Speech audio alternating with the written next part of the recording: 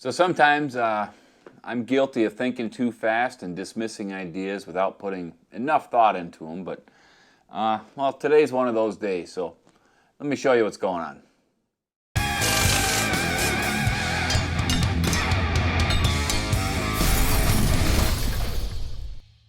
All right, well, welcome back to the Two-Car Garage. I'm Lucas. We're working on Curt's bug here, and well, if you saw the last video, I went through how I was routing the heat ducting so we can maintain the stock heat on this bug.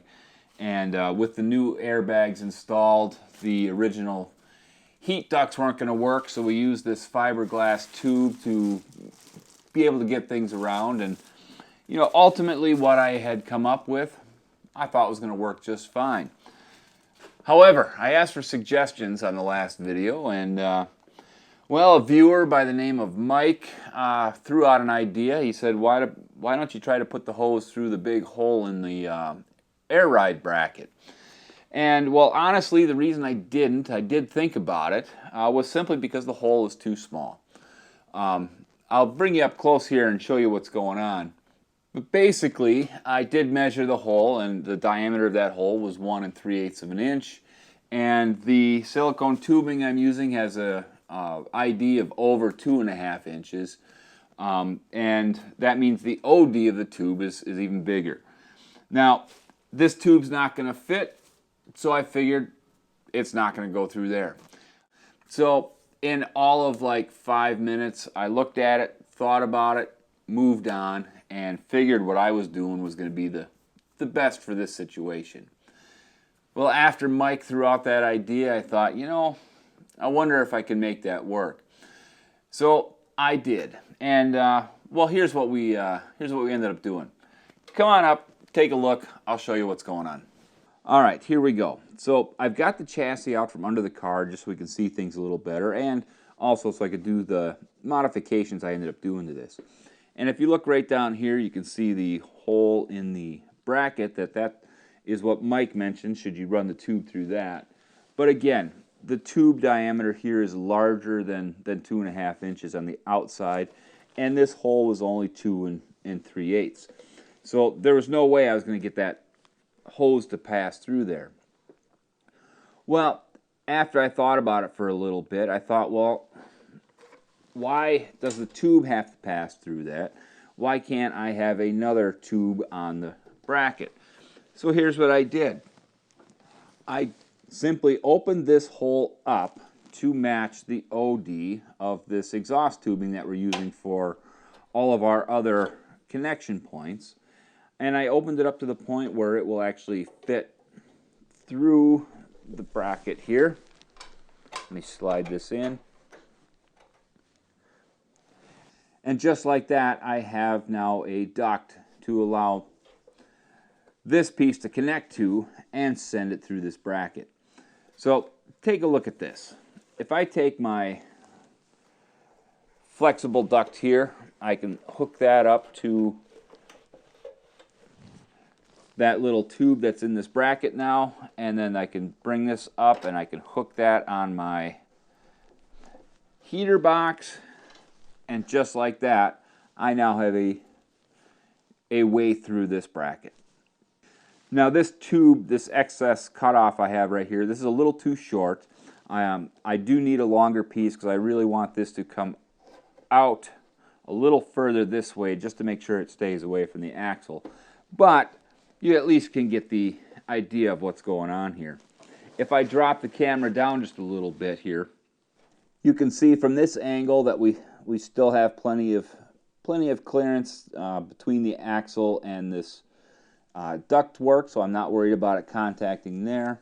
And if we come over here, you can see that it's not going to be anywhere near the emergency brake cable, and really it runs into this thing pretty well.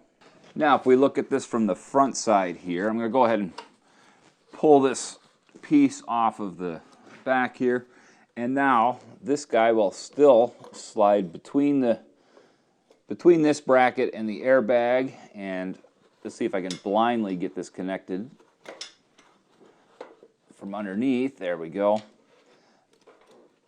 And now my tube is going to come up again.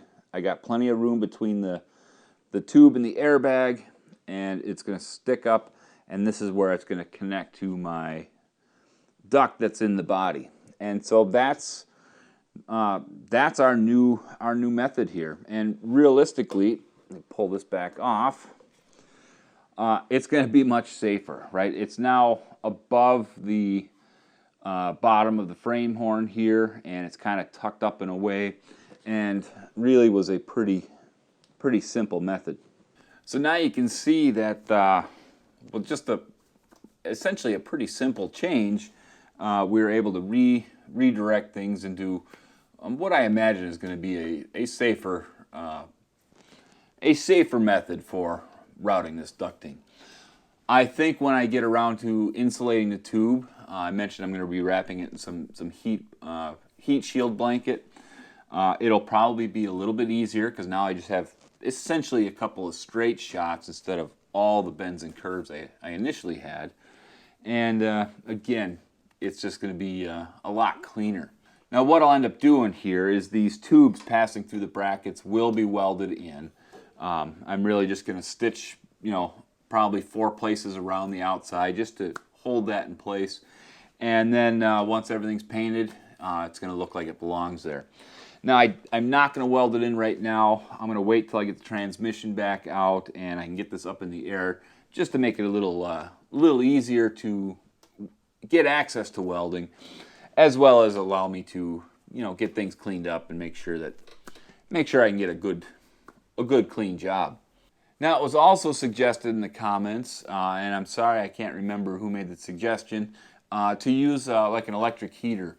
And I know a lot of people will say just get like one of the old gas heaters or get an electric heater. And well, I did think about that. We discussed that, and we opted to stay with the stock setup just so I don't have any additional components on the inside. It helps keep it a little clean, and really with all the other things I've got going on, all the hidden things I have, space was a concern. So an electric heater probably would work just fine, but in this situation, we opted to stay with the stock setup.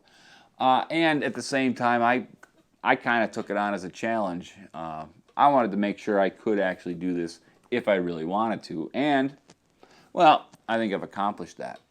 So to get the holes opened up in the braces to allow for that exhaust tube to pass through, I ended up using just my little air angle grinder. I put in a carbide burr bit and I used that to open up the hole. I just traced the size I needed. And then I finished with a grinding stone just to smooth it out and make sure that tube fits through as tight as I could. I want to make sure it's not gonna be loose in there, and realistically, once it's welded, it's gonna be solid. It's not gonna rattle around or anything like that. So really, it ended up being a pretty simple job, and I don't really consider it redoing my work. I've just modified my work. The heater box still needed to be modified to raise that up to clear the axle. The tubes coming out of the body, well, they needed to be modified in order to point away from the airbag. And really all I've done is added this step. I'll take my silicone fiberglass tube and cut that to the proper lengths to add these two things. It'll end up being 2 more extra clamps, and well, really that's about it. So it was a lot simpler than I thought it was going to be when the idea first popped in my head. And again, I think it's going to be a little bit cleaner once everything's done. So here's what I'm going to do now. Since the chassis is out of the car, I'm just going to go ahead and push that off to the side. I'm going to get you underneath and actually show you the modifications I did to the heat ducts in the body so you can see how I've got those pointed. And I'll also explain why I've got them, where I've got them, because there were some considerations that needed to be taken into account. So let's get under the car here and I'll show you what's going on there. Alrighty, well, this is a little awkward angle here, but it's kind of the best I can do right now. If you take a look, here are the heat ducts. And initially, they just pointed straight out.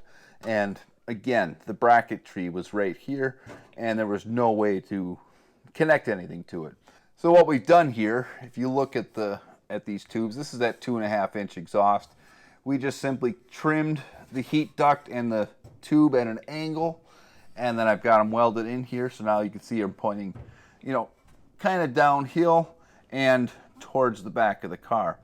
And the reason for the placement here, if I move over here a little bit, the torsion tube is right here, and so these needed to be back far enough to clear that torsion tube, which is right in this position.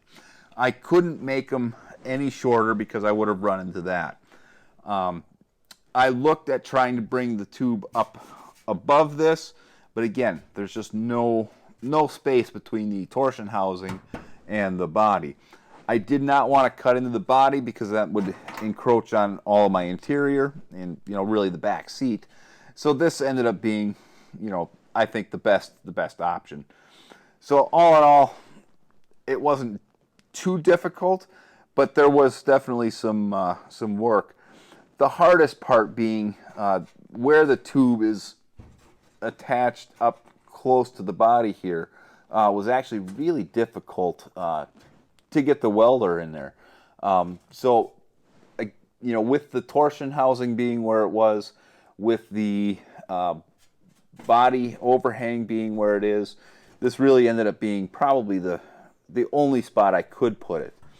There was one more thing I think I could have done, and that would be to actually remove the heat ducts from the body. I actually considered that for quite a long time. So I could have cut them out of the body, taken them to a bench, got everything situated, maybe even remake them a little bit, and then weld them back in.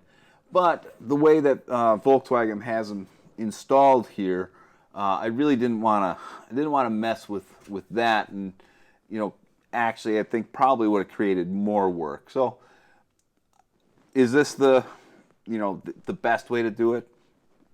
I don't know, but it works, and that's all that really matters in the end.